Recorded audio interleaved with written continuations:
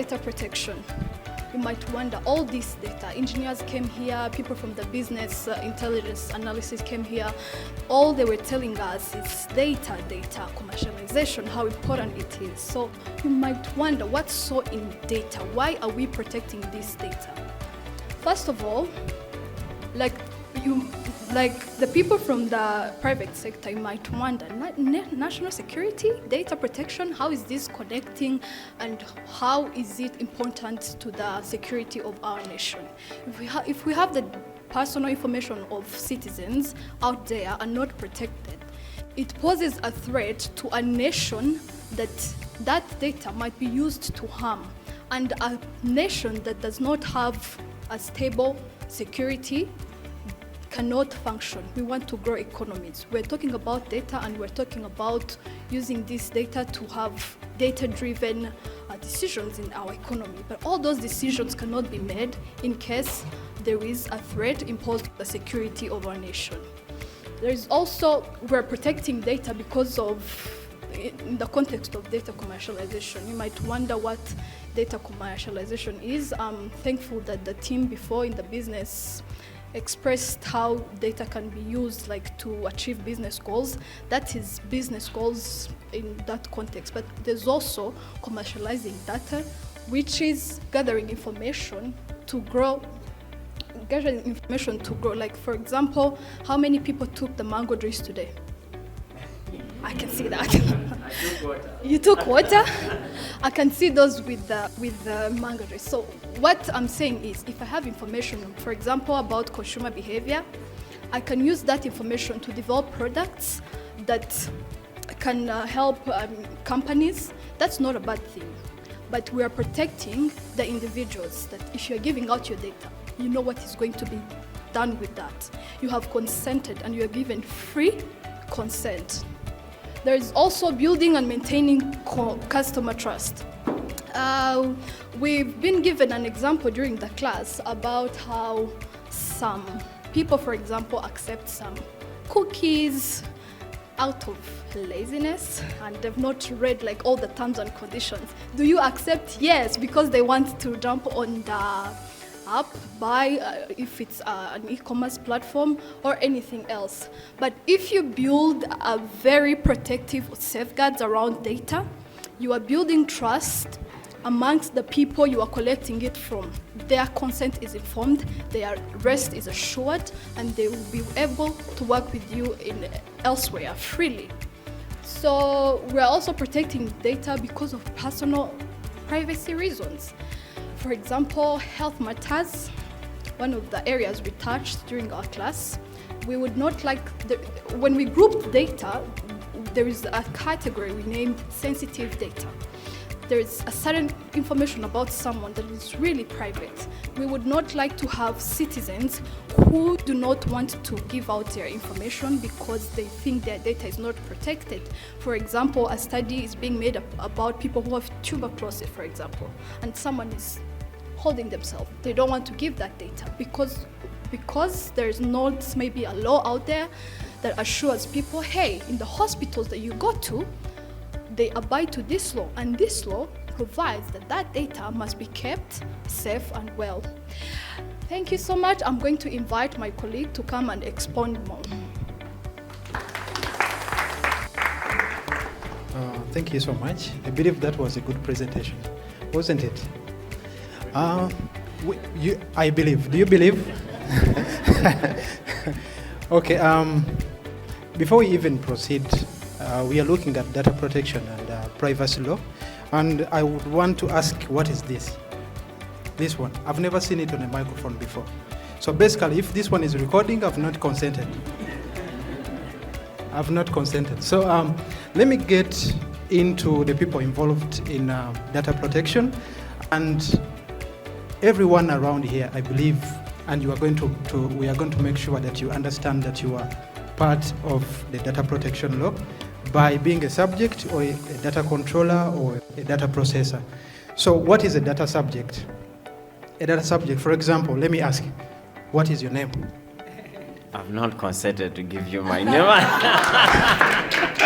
That's why I'm asking. That's why I'm asking. I do not. I'm going to ask for your consent to use your name. Would you please give me your name? Alexinare. So what I've done, I've just got information from a data subject. This one becomes the data subject. And I become the data collector. In one way or the other, I would become, let's go to the next point. The data controller. How? How do I become a data controller? First of all, it means that I am a person who is processing this data, and I determine the means of which this data is going to be used. So, for example, I've got his name, and I've sent it to the HRO company. Anyways, I've recorded his name and I've sent it to the HRO company that is managing the relationship of the employees that I'm working with. So before I send that information, I have to get the consent from the data subject. That's the very first important aspect of the data protection and privacy law. And then me giving this information to another company, I become the data controller because I determine the means of which this information or the data is going to be used for. I hope that is clear. And the data processor. The data processor now becomes the HRO company. I've sent this information of the employees, and this company is managing the relationship of my employees with this company. So basically, because I determine the means, I give them what to do. They have to get the authorization from me on any aspect of which this data is going to be used. They become the data processor. They have to get the consent of how this data is going to be used from the data controller. So the difference between the data processor and the data controller becomes who determines the means and who gets the authorization from another party. So this one gives the authorization to this one, and this one works on the orders or the authorization that is given by this one. And let's go to the next slide. Okay, there's other aspects that are really crucial to the data protection law. And the first aspect is understanding of how you can classify yourself. Do you want to go for for registering as a data controller or a data processor? So you have to classify before you even go for registration. As I have just explained, we have seen that being a data controller or a data processor is possible. In a physical example, I can ask another question. Are you ready? You are going to be recorded. You understand that? Yes. You understand that you are going to be recorded? Yes, I understand. So the fact that I've mentioned, I've made him aware of what is going to happen. I am classifying myself, whether I'm going to process the data and give it to another person, or I'm going to use it for my records. So therefore, if I'm going to determine the means of which this data is going to be used, I can register as a controller. But the very, very important aspect is that I get the consent and I make it aware, I make the data subject aware of what I'm going to use his information for. So you can register as a data controller or a data processor. The requirements are the same, but basically they have different duties, as we have seen. The supervisory authority in Rwanda is the National Cybersecurity Authority, and I believe you have to know that before you even go for registrations.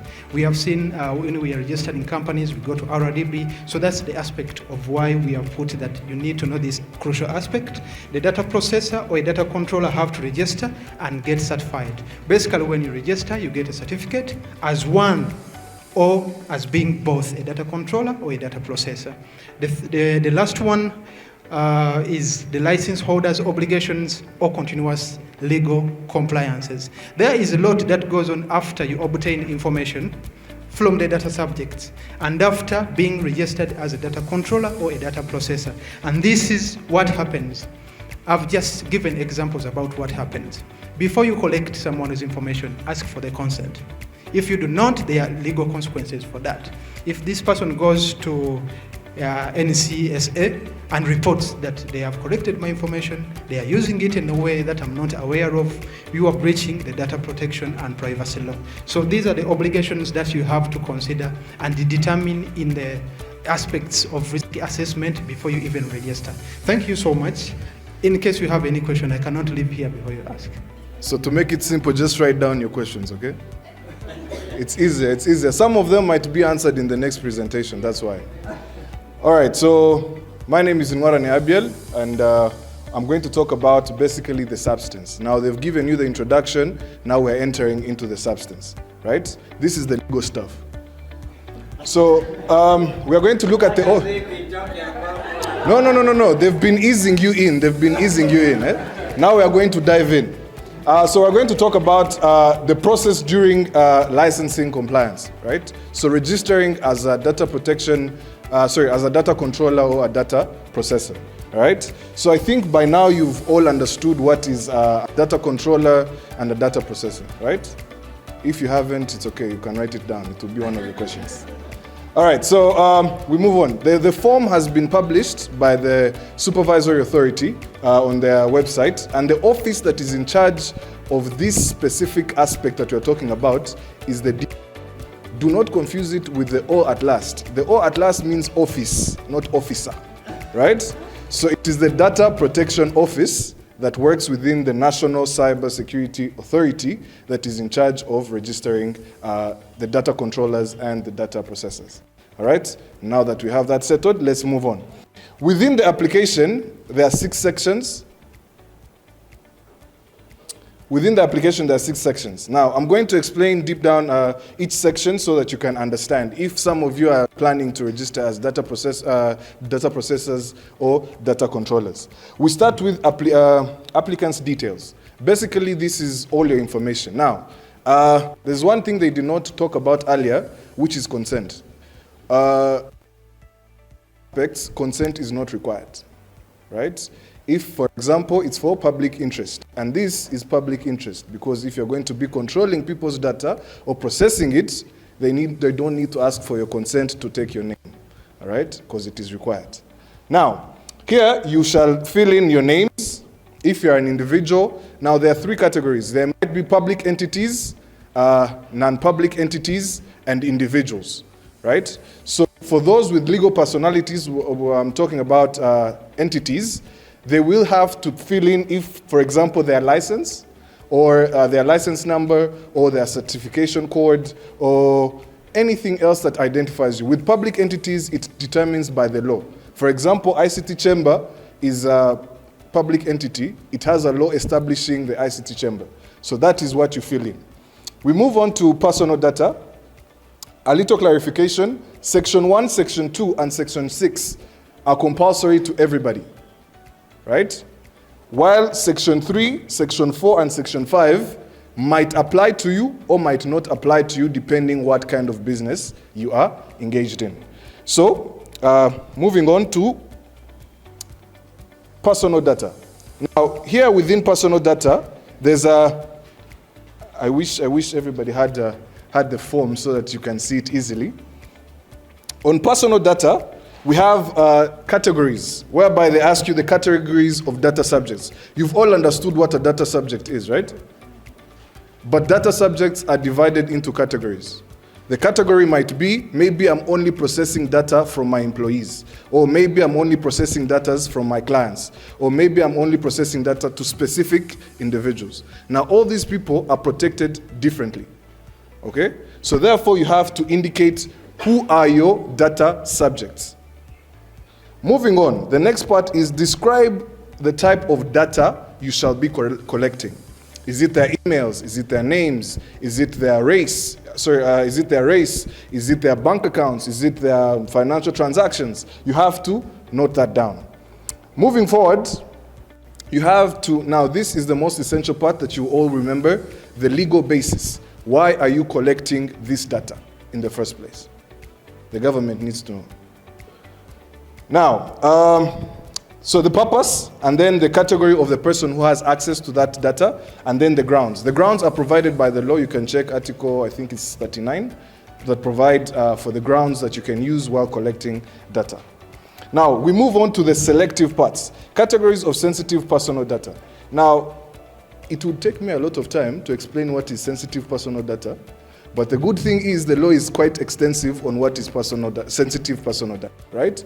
So I'll just refer you to the law. I will list them for you. It refers to a person's race, social origin, genetic or biometric information, political opinion, health status, criminal record, religious or philosophical beliefs, sexual life or family details, and medical records. Now that is as far as the list goes on personal sensitive data. Now if you're here and you're bound to be a data controller or data processor and you just had one of the informations that you shall be processing, know that this category applies to you. But if you say, hey, I don't contain any of that, it's just emails and names, then you just click or you tick on not applicable. So it means for you it is not applicable to you. So moving on, you have to specify the specific purpose. Now, since it is sensitive data, you have to give a specific purpose why you need it. Why do you need to know my race? Why do you need to know my sexual orientation? Why do you need to know my political views? Why do you need my medical records, right? So it has to be a specific reason. So you can't just say, just to keep records, okay? So it has to be for a good reason. Moving on to 4. Now, as you can see, on 4, this is where the form separates from a processor and a controller. For a processor, basically, it requires your involvement. So, data processors' involvement for data controllers. So, do you have a data processor that you're working with that processes your data? Now, if you're a data controller that processes your own data, you do not need to register as a data processor. You can just register as a data controller. But a data processor can never control data. So every time, a data processor can never leave this section without ticking applicable, right? Because a data processor always has a data controller. Sometimes a data controller might not have a data processor. In this case, this section is not applicable. But for the processor, it is always compulsory to fill this form. Now here you just need to disclose what kind of relationship you have. Basically, you name the data processor. After naming the data processor, you indicate the kind of relationship you have, and we shall see in the attachment documents, you shall have to attach the contract you have with them. You know, with lawyers, receipts is everything. You have to show where it is written. Now, we move on to transfer of personal data outside Rwanda. Now this, that's what we say, right? Because the biggest thing of why this law is here is to protect data sovereignty. It means Rwandan data subjects, their data should be in Rwanda, right? I think it's what the entire earlier presentations were about. Creating facilities to keep the data here. Now, some of people, for example, NGOs or international companies might require to send data outside Rwanda, right? Now that, in this case, you have to click to fill in on this form. Again, I wish you had the form with you because you would easily see it. Now, you have to identify the people who you're sending it to. Which country are they in? Because the supervisory authority needs to check if the safeguards in Rwanda are similar to the safeguards there. You might be sending it to a country that has 0 safeguards. In that case, it will never be approved because Rwandan data subjects have to be protected. So if you're sending it to a country without a policy that protects data, then it's going to be rejected, guaranteed. Now, so you have to indicate which country you're sending it to and who the data controller or the data processor in that country is. Now, moving on to the last part, measures for the protection of personal data. Now, here, you will have to ask yourself a question and provide yourself an answer. Because the first box says, risk to personal data. So you have to identify those risks. Or maybe unauthorized access, or hacking, or you list them down. And then they tell you, provide your own answers. How are you going to protect the data subjects against the problems you just listed? Now, mine intended to write a very short list. They will add that list for you, but they will not provide the answers. They will just reject your applications. Right? So if you do not provide for maybe hacking, and they say, oh, this is easily hackable, they will add it for you and say, oh, you did not provide any safeguards against hacking, therefore your application has been rejected. So be as extensive as you can. Exhaustive, sorry. Now, moving on to the last point. Could you? This, again, as I told you, Nihoru Zinji. data going outside Rwanda, right? So if you store data outside Rwanda, then this is a separate thing. It has nothing to do with this anymore. Because you're not only transferring, but you're storing it abroad, right? This time you'll have to apply for a completely different license that we are not talking about here today. Let's move on to the next. Now, additional documents for submission. Could you move on? You will have to write a letter to the CEO. Please, do not beg. You can just inform him who you are, what you want. He receives a lot of emails, so you have to be specific and brief. The next is certificate. This is basically your identity. So the certificate, this is for companies. National ID, this is for individuals. Passports, you get that. License from the regulator. Some people have licenses. The legal institute, which means it's basically public institutions, they have to put down the law that establishes them. So this is what is required. Next is any other supporting document. Now this is where law gets tricky. Any other supporting document. So if you can think it, then submit it, okay? You would rather be relevant than insufficient. So basically here it includes contracts, your policy, the next speaker is going to talk about it, your data protection policy, if you have a data protection officer already, the identity as well. Now, let's move on to the most crucial part of my presentation at the end. Submission. Now we are going to send the documents. Now, good enough, Rwanda has developed in ICT, we don't need to actually deposit. Who knows where the office is? You do? See, nobody knows where the office is. You do? Okay. Only Alex knows where the offices are. So the good thing is we don't need to know where their location is. We just need to have their email and we shall send it to them.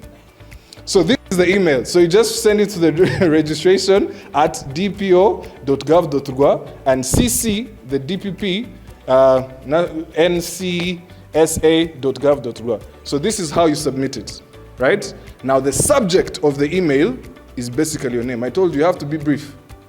Don't write an email. I hope this email finds you well.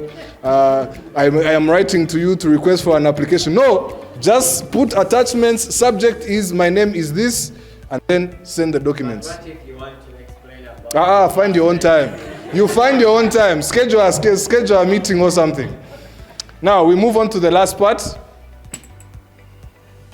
What if your license application gets rejected? Right?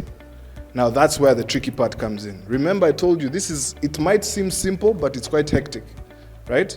So if you're not exhaustive, it might affect you. So what if it gets rejected? Now you can see this guy is going overboard, especially that the deadline is in October. So you might apply now and it gets rejected and the deadline is soon enough. All right? Geoffrey will talk about what happens if the deadline hits you. Don't worry about it. Now, this is what you can do. Since the application itself is free, you can reapply.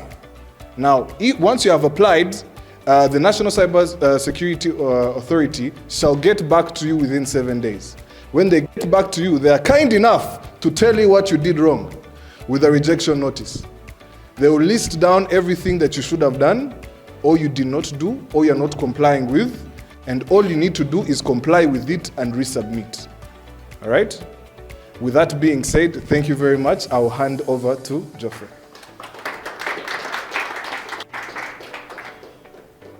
I'm here to take you deep down the legal waters again, and someone will help you up again.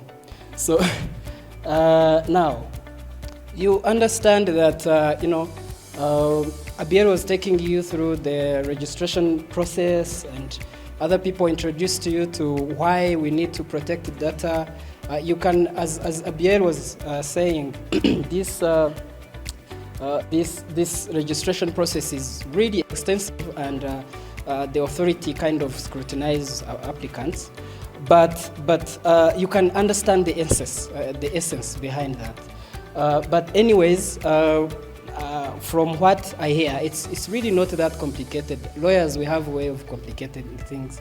But what they need to do, what they are trying to put in place is to make sure you are certified when you are really able to keep people's data safe. So after registering and obtaining license, it's not over.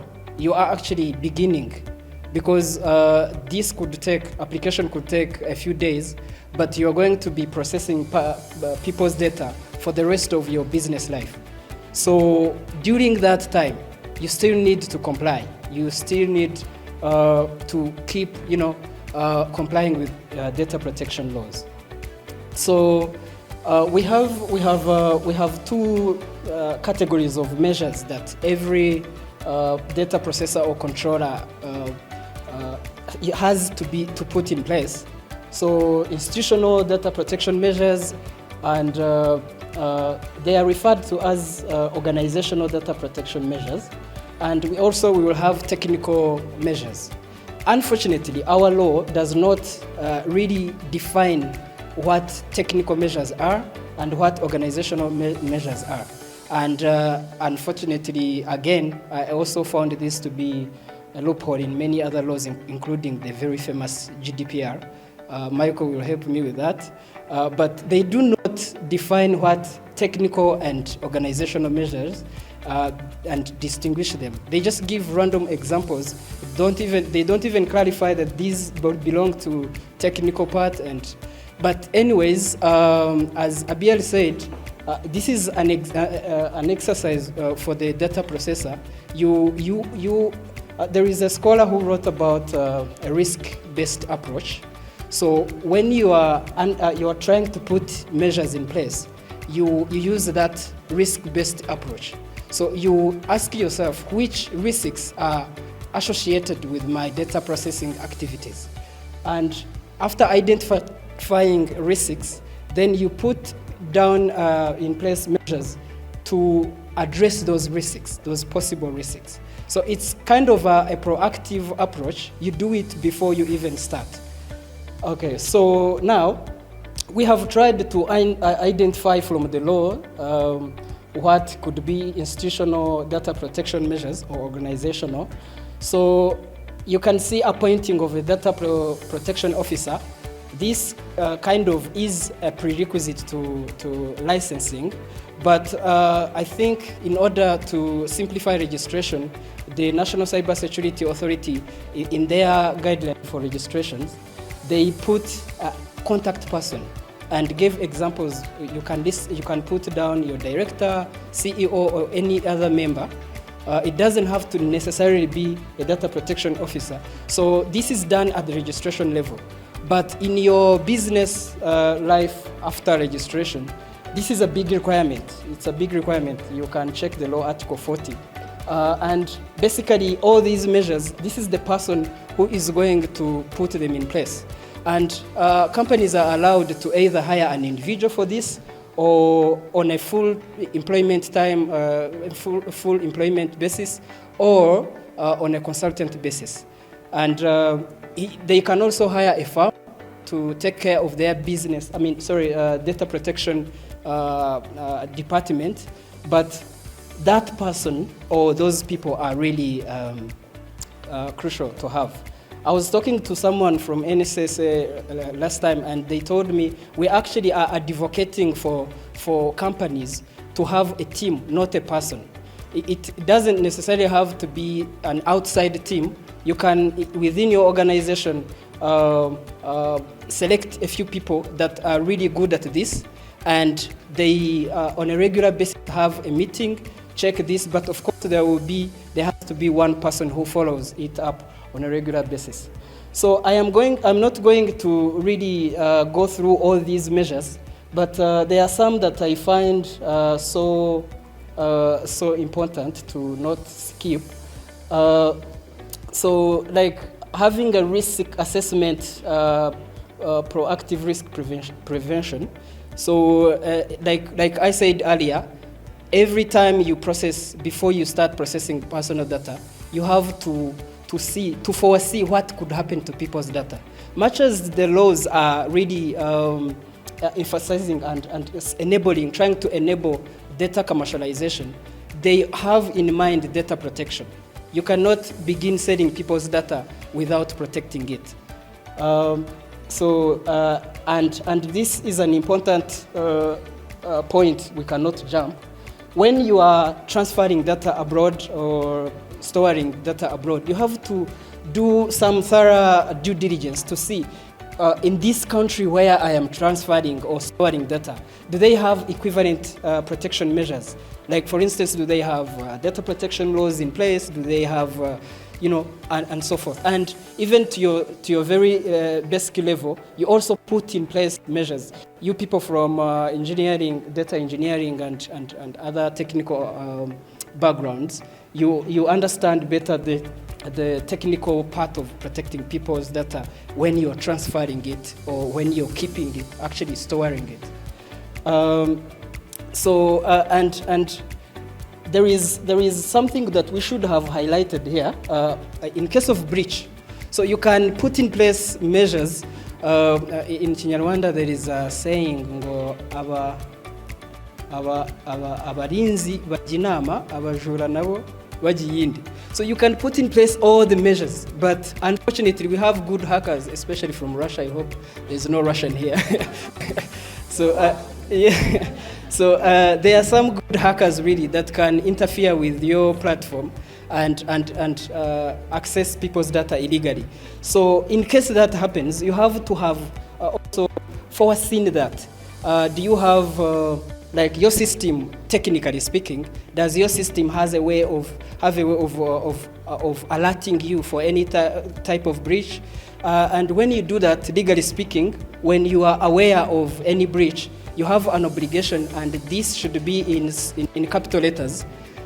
You have an obligation to report to the supervisory authority within 48 hours.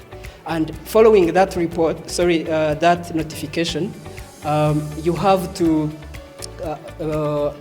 make a thorough report, like an extensive report within 72 hours.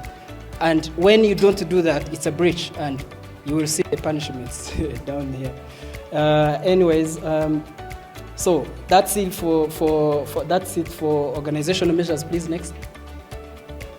Now, here I will not dwell so much because I might actually put my foot in my mouth because you guys know this better.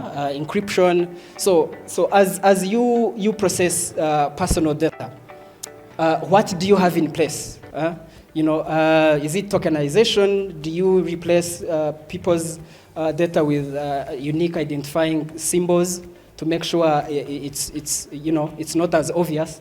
Encryption, and pseudonymization. So all these are measures put in place to make sure that when you have, if you are processing personal data, it's protected, really protected from a technical perspective. Next, please. Now, talking of compliance, it would be a blunder to go without mentioning these principles. The whole cycle of data processing you have to adhere to. Now, we did not quote the law, but trust me, this is all provided in the law. Not as such, we tried to summarize, but all these are provided under our own law. So, first of all, you have to process personal data in a lawful and fairness and transparency manner. Lawful means, you are licensed. Before you process, you have people's consent. People talked about consent so much, and so forth. So you have to do it, and Rwandan companies have a tendency of doing things for themselves without consulting lawyers. I'm not advertising, but but anyways, you really need to. You can even look up your lawyer friend without paying him. Just seek advice. Okay, so the other thing you need to do is. So this is a purpose limitation. It's a principle. Now, you collect personal data. For instance, you are a fintech company. You collect people's data or their their names, their bank accounts, and so forth. And the sole purpose for that, you want them to have an e-wallet maybe on your fintech platform. And then, after a few years, you use those same data in maybe publishing a research, or maybe advertisement, or other purposes that are totally contrary to why you collected personal data in the first place. That is an offense. You should not do that. So every time you collect people's data, use it for the purpose you agreed upon. Use it for that very purpose. And before even using it, it's not prohibited to use it for another purpose, but you have to go through the same process. Seek data subject's consent. Data minimization, if the same example, if I am collecting people's data for an online wallet, I am not going to start collecting their religious beliefs or political opinions. It is totally irrelevant. So you only collect relevant data. Accuracy, if I am Kwizera Geoffrey and you say Kwizera Godfrey, you are talking about a totally different person. And that could also bring you legal troubles. Storage limitation, if you need this data for 2 years, you do not have to store it for 25 years. It's unnecessary. To get rid of it, there is a process after using it accordingly. Principle of integrity and confidentiality, this is really understandable. Everything we talked about falls in. Personal data is confidential. Don't put it down there, out there without authorization. Keep it safe. Accountability, everything that we mentioned, you are accountable. If you are a processor, if you are a controller, you are, you have a responsibility to keep it safe. Next, please. Okay, now, these are documents. Every data protection officer who enters office, I hope you're noting this. These are documents that you really should begin with. Consent form, we talked about consent. How do you obtain people's consent? And they even talked about how the consent should be. Free, you don't have to put someone on a gunpoint. It can be a business gunpoint, like they have no other option but to give you their data. So make sure this is free. They give you your consent, but freely. So I'm talking about consent form. It has to detail all those things. I am consenting to giving you my personal data. You will use it for this purpose. You will store it for how long? You will, it has to be really informative and explicit and everything that Michael talked about earlier.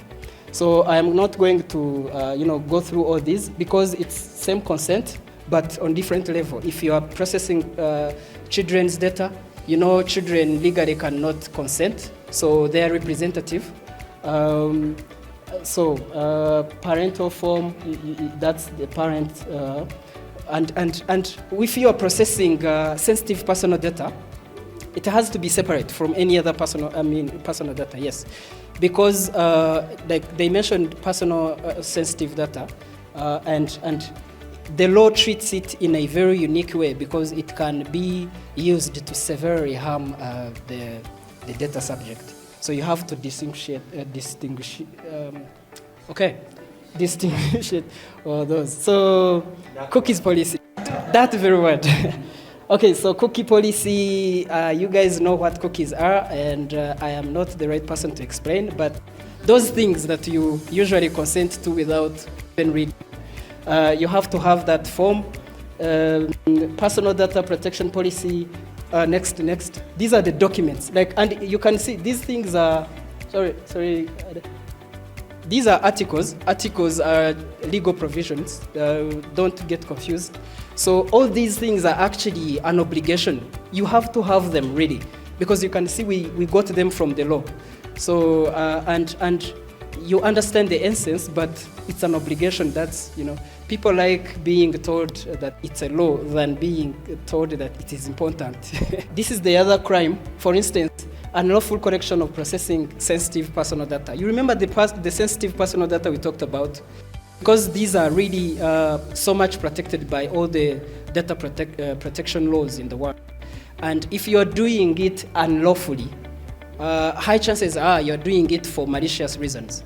And if you are convicted of that crime, a company can be liable to up to 5% of their global turnover, annual turnover, and an individual can go to prison for a term of imprisonment up to 10 years of imprisonment. So you understand how that really serious it is.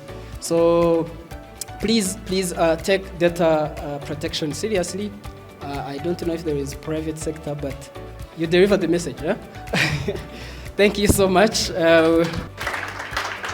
So here we have like 3 categories of people.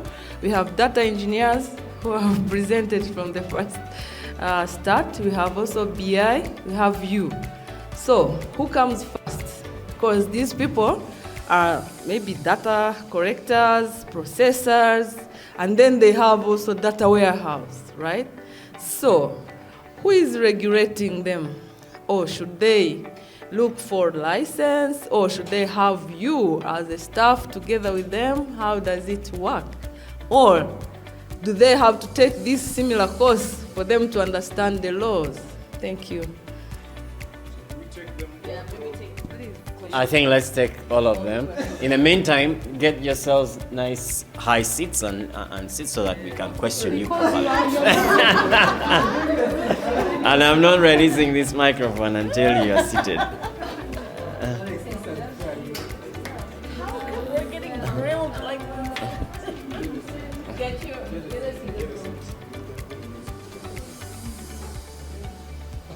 Don't be scared. I just want you to be comfortable. Oh, we're not worried.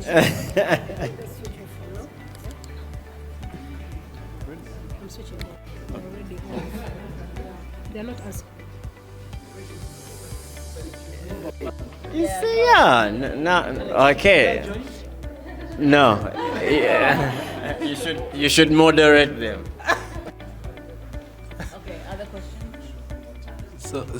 We already got a question from Kevin, and just to clarify, the question was that I've been asked to be a moderator, but so she simply asked that we have 3 classes of people sitting here, and possibly even more. They're going to be involved in data protection. So there are data engineers and business analysts, and then you guys lawyers. So who regulates who? So and who is overall regulator in this? Because it needs to be ordered, isn't it? The whole sector needs to be ordered. So he needs, I think, to hear that client. Well, before I express, I'm sorry, I'm going to blow the lawyer's trumpet before everyone, because I think we as lawyers, let's put aside this data protection side. You'll find us everywhere. I'm sorry, I have to say this. I had to blow our own trumpet. You'll find us everywhere regulating things, but the thing is, we work hand in hand. We're talking about tokenization, encryption. Those are the smallest aspects of technical aspects that we can touch upon. We as tech lawyers would go deep, learn about your field, but we regulate it. So to answer that question, I think we go hand in hand. We need data engineers to handle the technical aspect, but we are regulating. Because we're safeguarding our community, we need a community that is free from threats, free from cyber crimes. We cannot stand and watch and just handle the traditional aspects of the law. We need to future-proof, because these tech developments do not stop. It's like they keep growing. So I think our job, and where it meets other people from the business intelligence and people from the data engineering, is we have to understand this. People from the law, we have to grasp everything. If it's in technology, we grasp it, we regulate it, we future-proof what might come. Someone mentioned, I think it's Geoffrey mentioned that these hackers do not sleep. As much as we are safeguarding, they are also not only hackers, threats are not at rest. So we are going to future-proof as we also help to comply and regulate. That's to answer that question. Okay, thank you so much for that answer. From their presentations, I've seen that the data engineers try to transform the data that they are given into something else that is useful. And when we look at the guide that was released by the National Cybersecurity in 2022, it defines engineers as data controllers.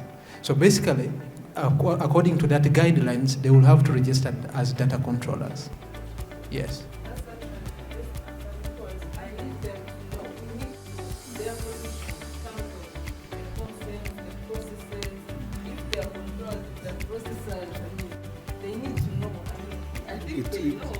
It all falls into the definition. Yeah. So if you're processing or dealing with data for somebody else, then you're no longer a controller, you're a processor. If you're the one determining how it is done, then you're a controller. They need to first identify which they are, and then license. Yes. Maybe let's separate the individuals and the companies. Okay, so when we're talking about data engineers, these are individuals now, or the DPOs themselves and the business intelligence analysts. And let's look at them as entities, because I think the regulator, much as there's, I think what I've seen here is there are penalties for individuals who breach, and also for entities, but mostly the law is really for entities, for organizations, for companies. And if I got it with Geoffrey, who mentioned that someone from NSA told them that it's better when they are teams. And what's the relevance of this? It's the cross functions, from BI to data engineers to the lawyers. What maybe I would want to hear from the team here is on the elements of data governance, along data transformation journey, and what your views are and what you could basically advise. You use applications all the time anyway. Some Rwandan applications, some foreign. What your experiences are and what you think this law is going to, how you think it's going to change how things are being done post October 15. Okay, what do you anticipate as lawyers? So 2 questions. There's the governance part, but also do you see the future? And if so, what kind of future is it?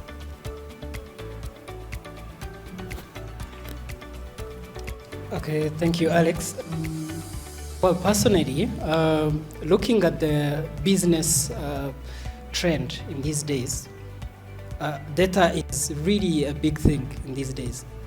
Excuse me. And having these regulations in place is going to really attract people into data commercialization kind of doing things. So imagine if you were going, like when recently I attended the Startup Act review meeting, which ICT Chamber spearheaded. And the sole reason for having that act is to make sure startups have a regulation in place subsidizing their, simplifying their business, legally speaking, more than big established businesses. So when you have a regulation in place, people feel safe to do that business. That's on a side of attracting investors and so forth.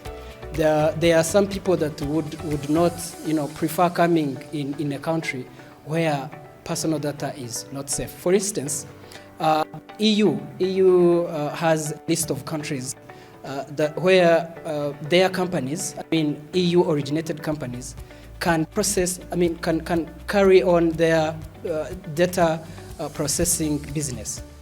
And the reason for that is, if you are on that list as a country, that means companies are going to feel safe to come do business in your country in as far as data commercialization is concerned. So that's one way to look at it. The other way is on protection part, which is actually the biggest. Now, very many businesses are involved. Even before this law was enacted, there were many businesses involved in data processing. Now, can you imagine, like, we have had two telecoms, mega telecoms actually, Airtel and MTN, doing all this processing for all these years without any regulation. So that means if Airtel one day woke up and decided to mess up with people's data, no sanctions apart from, appreciation of administration maybe.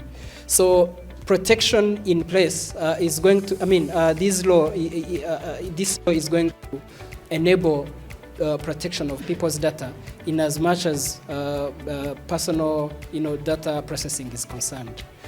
So the future is people are going to be protected. Entities are going to be motivated to come to Rwanda. Even those that are here are going to have a clear guideline of what to do with and what to not do with regard to personal data processing. For yourselves as lawyers, future for lawyers? The fact that the law requires every company or every data controller or processor to have a DPO means it's business for us, so we are safe. Any other question? Yes, thank you so much. My name is Jamila, and I would like to ask on data governance. Same question as what Alex asked. I don't know if you know about data governance, and then it includes the procedures, it includes the policies, it includes also the law. So I would like to understand the role of the DPO in that specific part.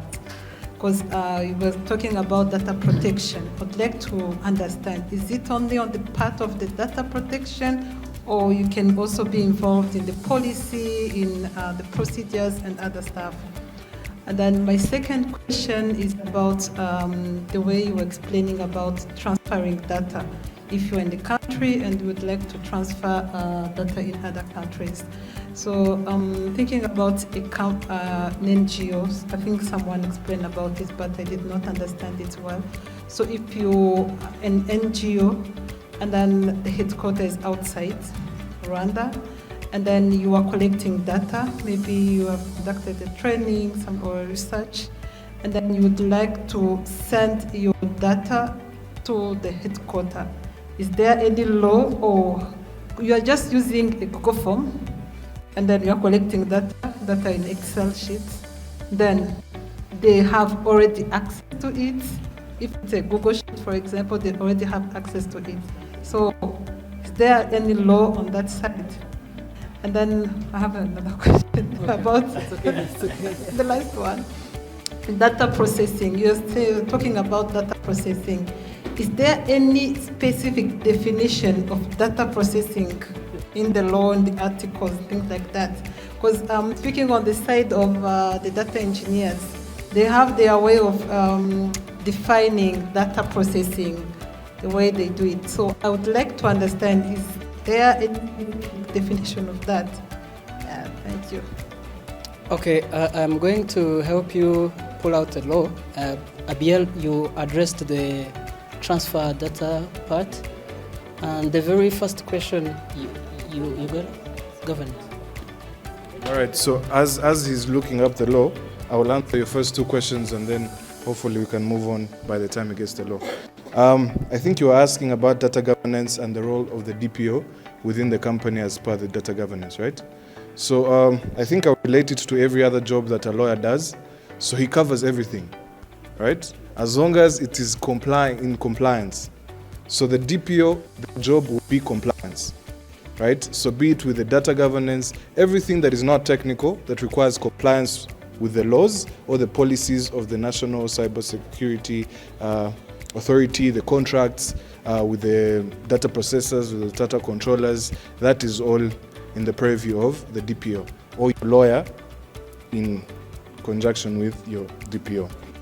Moving on to the next, transferring data abroad, working, for example, working on Google Sheets, right? I think I had that discussion with some of my DPO mates, and it's quite tricky. It's quite tricky because it's not regulated.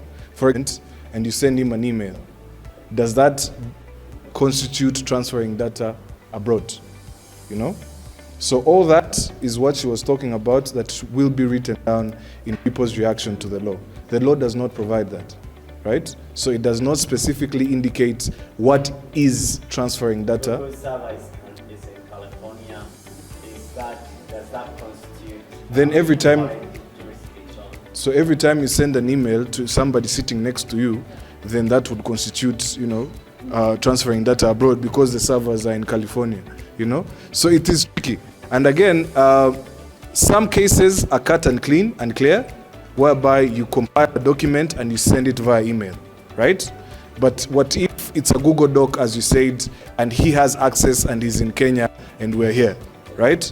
So we would refer to that as the gray area, right? Sadly, in Rwanda and in any other case that has courts, every gray area in the law is only covered by the law or by the courts. So we shall wait for a precedent, or hopefully the National Cybersecurity Authority shall fix that before it gets to the courts. I have something to say on that. We need to be wrapping up, so let's be a little bit. I have something to say on that. It should not get you worried. NCSA is really friendly, and they really help. When you have a DPO, this is why they call him. There is a contact person. Among the obligations of the DPO is to become a contact person between NCSA and the organization. So everything that is not clear, they can talk to NCSA. And there is always a way of writing a letter of no objection when they find something, like you are about to do something, but you're not sure if it is legal or illegal. So you request for a letter of no objection or a certificate, then they give it to you. It's a best practice in many other business, regulatory authorities.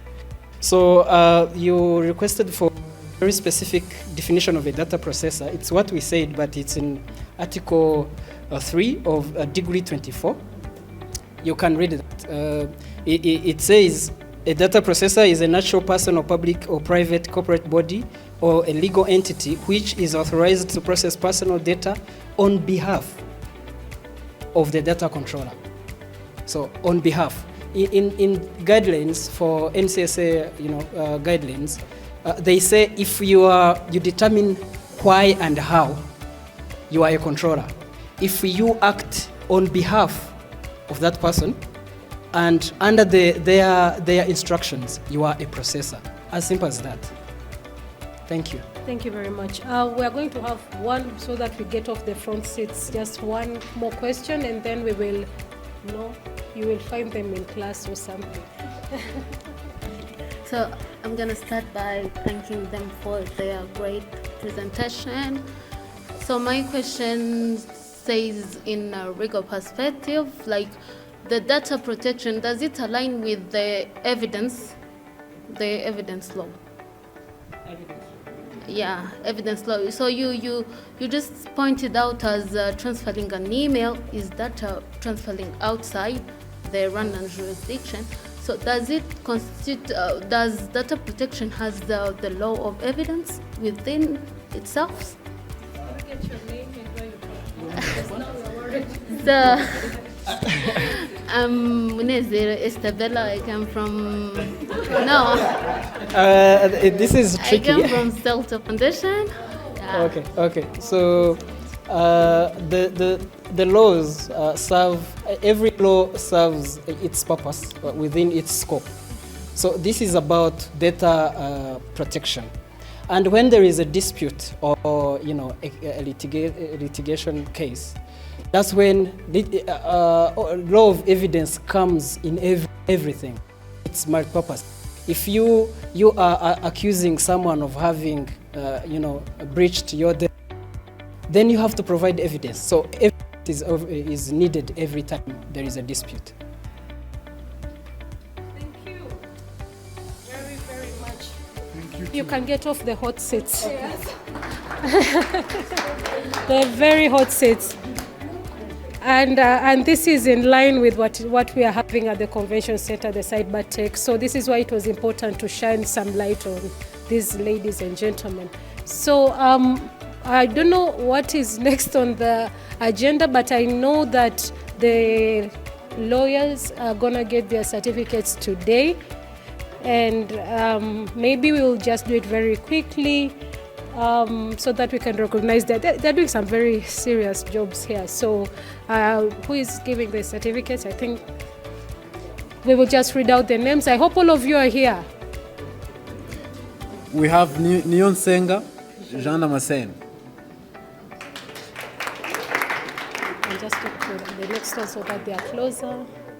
By then, do we have any non-lawyers? They are only lawyers. Jean Damascene is here.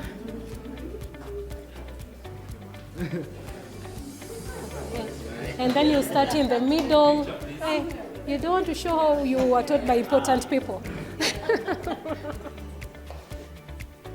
We want to have evidence when you become famous. That you were there. And then twahirwa Joshua. Our Joshua.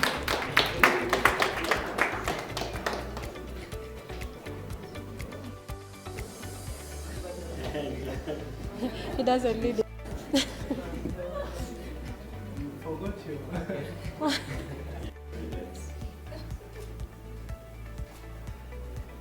Great. Then we have Umwiza Estefi.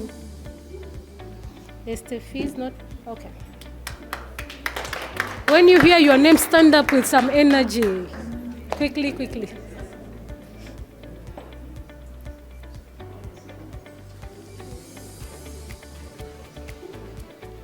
Remember to like us on Instagram, Twitter, Facebook. And then Uwibambe Egidia.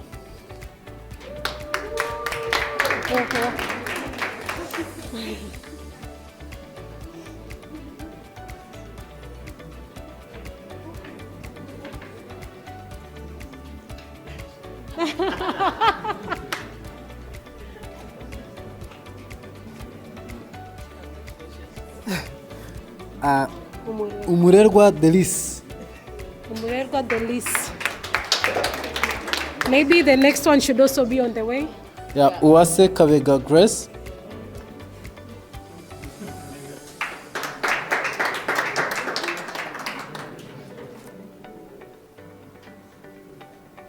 The next one. And then we have Siga Josu. Yes. So he left for class. Okay.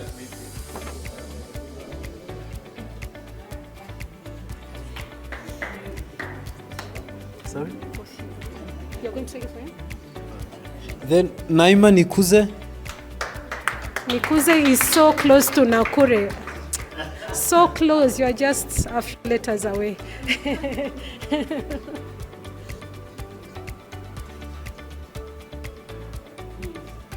Peace.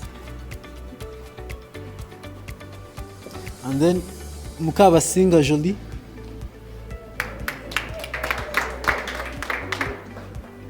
She's a very fantastic presenter. So you hid her from us. Why did you hide her from us? She'll do tomorrow.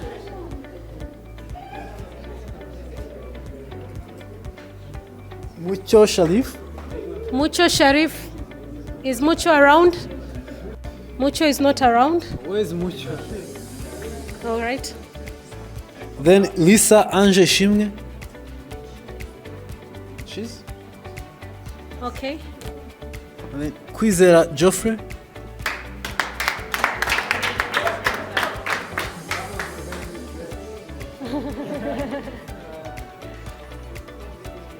Congratulations.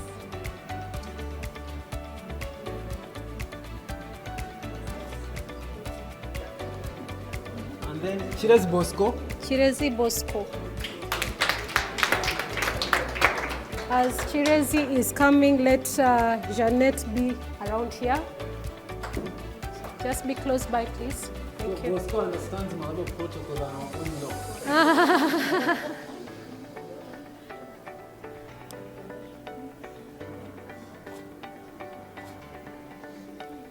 Janet is already here. Kambana Juma, can you be close? Am I saying your name wrong? Sorry.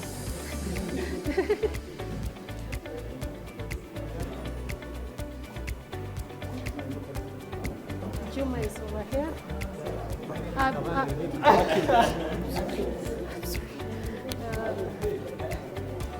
Abiel.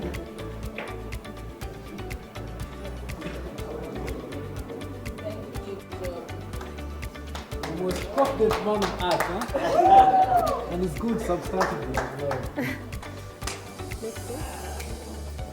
Godwin Esther, please be close by.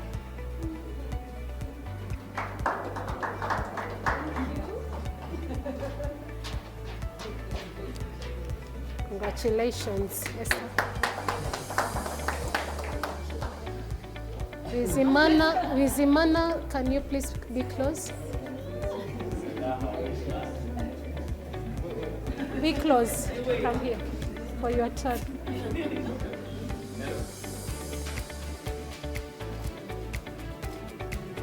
But I never saw it back.